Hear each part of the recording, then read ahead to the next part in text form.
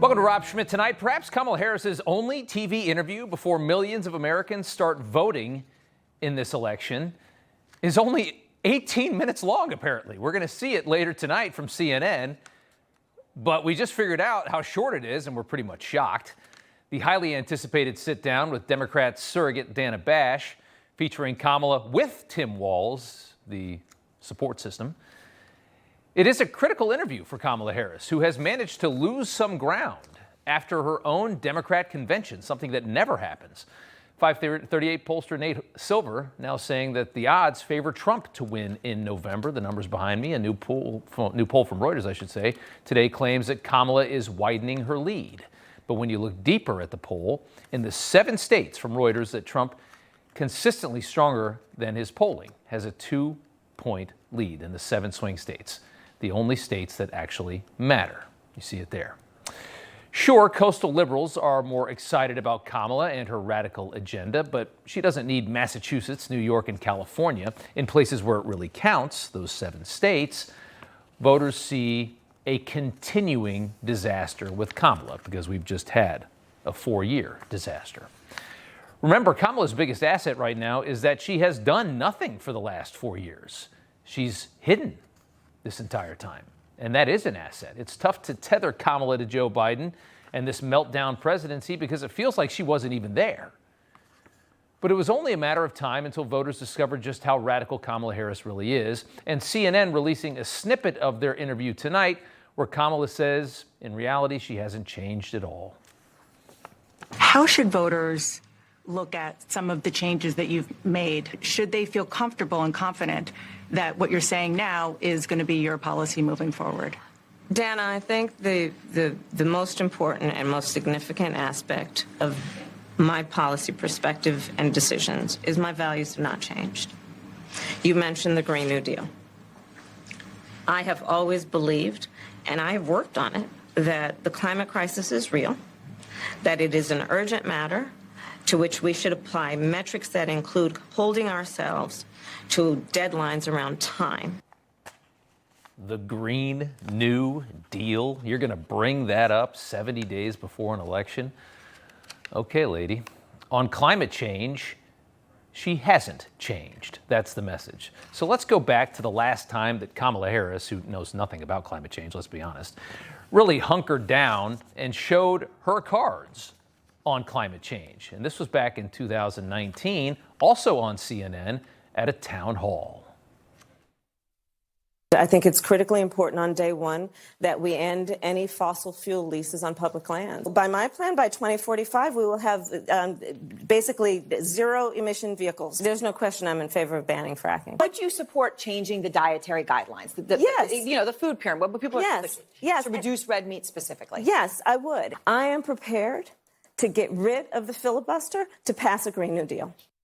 We're killing red meat. We're ending the filibuster to pass and spend $90 trillion on climate change. That's the estimate for the Green New Deal. Just so you know, our entire economy is $20 trillion.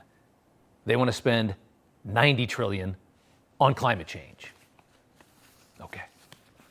And we're seeing right now, all we're seeing really is the Kamala campaign basically scrambling. They want this to be over as fast as they can. They should have kept Joe in until like October 15th. That would have been their best shot. A chaotic, desperate attempt to create a platform that's going to win. That's all this is. Like I said last night, these are not serious people. This is a serious campaign.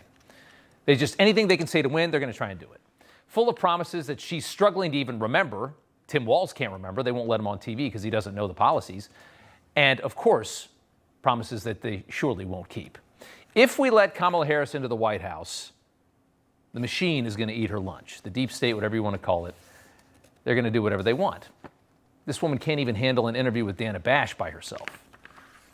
And on that topic, today CNN host S.C. Cupp tweeted out, presidential candidates do interviews with their running mates like for always, and has a bunch of pictures of all of these different candidates, including Trump and Bush and Obama, with their running mates. She calls it sexist to criticize Kamala for bringing Tim Walz today. Standard tactic, claim some kind of bigotry to silence the truth. That's what they do.